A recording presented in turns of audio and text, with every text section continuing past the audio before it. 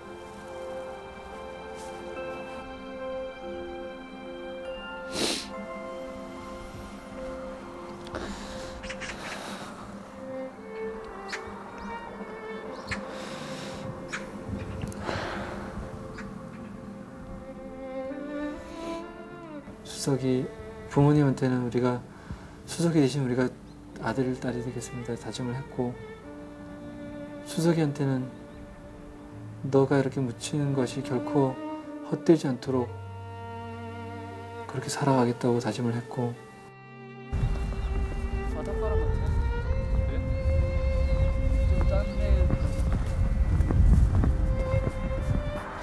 네가 눈물을 흘리고 나서 짠내가 나나 보다. 며칠 뒤 반가운 소식이 전해졌다. 교내 추모비 건립에 대해 연세대학교가 최종 승인을 내린 것이다. 5개입니다. 이게 주치평년도하고요. 필요한 거랑. 연대 이렇게 이쁜 거 없었던 것 같은데. 지금 추모 조각의 의미를 떠나서 노수석 열사라는 그 단어를 보는 순간 제가 그 10년 전 그날의 기억들이 한 장의 사진처럼 제 내리에 박혀 있었거든요. 그 장면이 떠오르는 거예요. 그 나부끼는 깃발하고 뛰어가던 사람들, 그 거리의 풍경들, 함성들, 이거 내가 한번 해봐야겠다라는 생각이 들었어요. 그는 추모비 위에 96년 3월의 기억과 함께 남겨진 이들의 오늘을 새겨나갔다. 앞으로 10년도 멋질 것 같아서 되게 기대되고, 사람들이 같이 그때 힘들게 같이 했었는데 지금은 웃는 모습으로 보니까 더 행복하고 되게 좋았고, 가장 빛나는 삶을 살았던 저의 20대 초반에서 중반기까지의 그 시기와 같은 이름으로 노석이라는 이름이 남기 때문에 한국 민주주의가 여전히 해결하고 있지 못한 어떠한 국가폭력의 어떠한 지점들을 우리들이 드러낼 수 있다면 그 이름은 우리가 생각하는 것보다 더욱더 많은 의미를 지니고 있을 수 있겠다 생각을 합니다. 96년 3월의 싸움은 그날을 기억하는 이들 모두가 자신의 삶을 통해 치러내야 할 남겨진 싸움이다. 그리고 그들 곁엔 노수석, 그가 함께할 것이다.